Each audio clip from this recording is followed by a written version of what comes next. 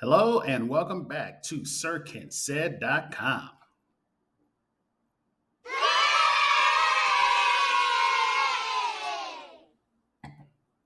Mm.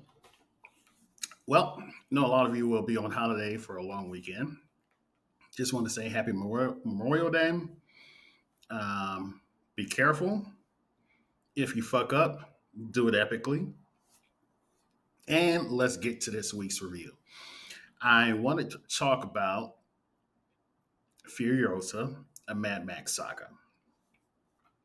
At a cost of $168 million to make, it was directed by George Miller, who we're going to circle back to. It stars my future ex-wife, Anya Taylor Joy, Thor Chris Hemsworth, Alia Brown as young Furiosa, and Lachi Holme as Immortum Joe.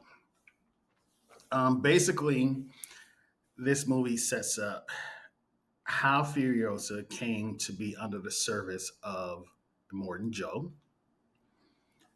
how she lost her arm, which was a sight to see, and how she got back at Dementus for all the shit that he had given her and caused her up until that point.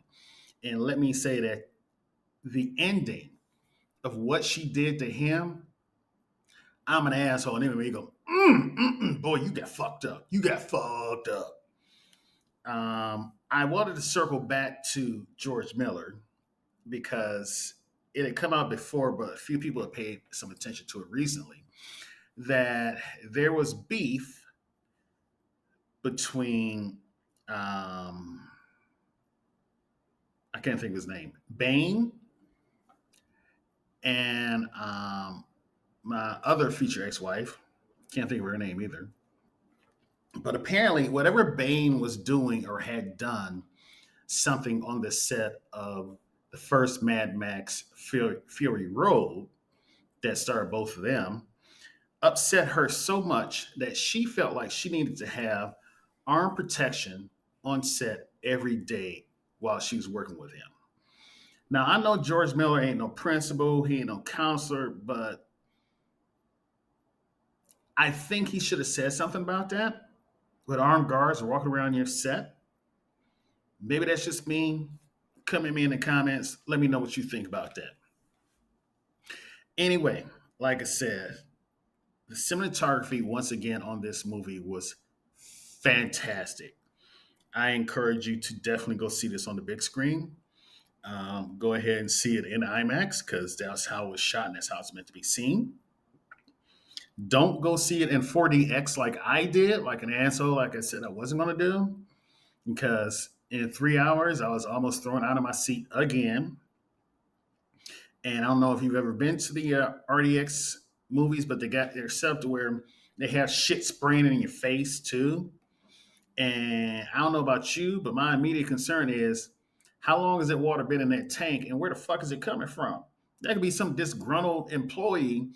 I'll show you filling that bitch up with toilet water. So you can turn the spray off.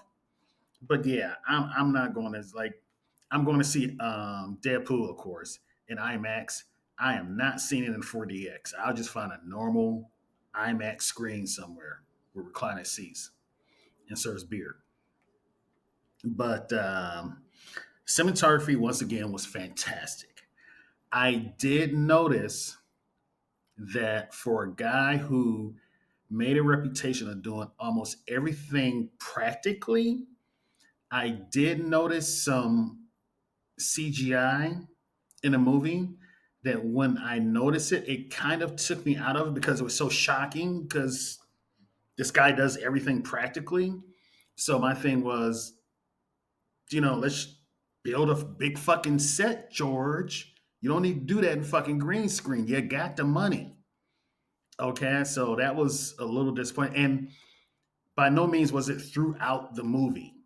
But when you noticed it, it kind of, especially since he set that bar in Fury Road. You the one that set this bar, yo. You got to follow your own bar.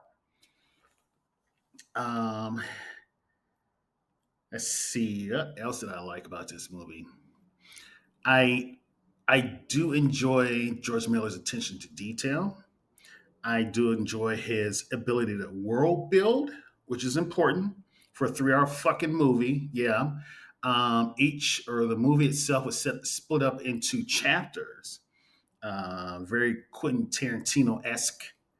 There's 5 chapters that make up nearly a 3 hour movie. Um, the sound design, again, excellent, fucking fantastic. And I say this at every chance I get. If you are into movies like I am, if you live in an apartment, get a good sound bar, or if you have a condo, house, townhouse, get you a good surround sound system. Work your ass some OTs. Save up for that shit. It's worth it. A good soundbar, surround sound system, and a good TV. You go in there and ask them, do your own research. Get something specifically tuned to bring out the best picture for movies. I encourage everybody to do that. Do that. Um, I should be getting paid for that shit. Yeah, Samsung, holla at your boy. Um, all in all, this was, and I'm going to make cracks like I always do about no titties, but it's an apocalyptic movie, so this wasn't the setting for titties, but Anya Taylor Joy, you want to see him. Fun fact: the reason it was set in the apocalypse was because for the first one, sorry Mel Gibson, they couldn't afford to shoot anywhere worthwhile. So they found the rundowniest fucking areas in Australia, and that's where they shot the movie. And that's why it has the look it has, because they were out in the middle of nowhere with these shitty little buildings that they could only afford to shoot in. And so they just took that and ran with it. And that's one of the reasons you've gotten a post apocalyptic look of all the movies, because George Miller couldn't afford anything else for the first one. Fun fact. Overall, I am definitely going to give this a 9 out of 10 with a very, very high recommendation that you go see this in IMAX. And I was going to say buy it, but as soon as it drops on streaming, wait like a month and it'll be on HBO Max. That's what I've been doing lately. I've been saving myself so much money. Just wait a month. It's going to be on one of the streamers for free that I already use. So, but definitely, definitely go see this movie on the biggest screen you can. Those are my thoughts, and I'll see you on the other side.